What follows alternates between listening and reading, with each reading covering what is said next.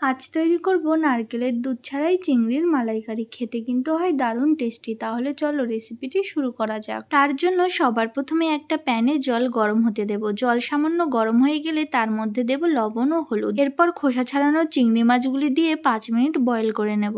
এবার একটি কড়াইতে সর্ষের তেল গরম করে তার মধ্যে দিয়ে দেব গোটা গরম মশলা, পেঁয়াজ বাটা, আদা রসুন বাটা, হলুদ গুঁড়ো ও লবণ। 2 থেকে 3 মিনিট একটু কষিয়ে নিয়ে দেব কাশ্মীরি লঙ্কার গুঁড়ো, চেরা কাঁচা লঙ্কা, টক দই, কাজু বাদাম বাটা। এবার মশলা খুব ভালো করে কষিয়ে নেব। যখন মশলা থেকে তেল ছেড়ে আসবে দিয়ে দেব সামান্য চিনি ও গরম জল দিয়ে গুলে রাখা গুঁড়ো দুধ। 3 থেকে 4 মিনিট ফুটিয়ে নিয়ে দিয়ে দেব চিংড়ি মাছ। খুব ভালোভাবে মিশিয়ে দেব সামান্য গরম মশলা গুঁড়ো ও ঘি। চিংড়ি মাছ ভেজে রান্না করার থেকে লবণ হলুদ দিয়ে সিদ্ধ করে রান্না করলে অনেক বেশি স্বাদ হয়। এবার 4 থেকে 5 মিনিট ফুটিয়ে নামানোর আগে দিয়ে দেব ফ্রেশ ক্রিম। ব্যাস তৈরি তাহলে আমাদের আজকের রেসিপি চিংড়ির মালাইকারি। রেসিপিটি তোমাদের কেমন লাগলো অবশ্যই কমেন্ট করে জানিও।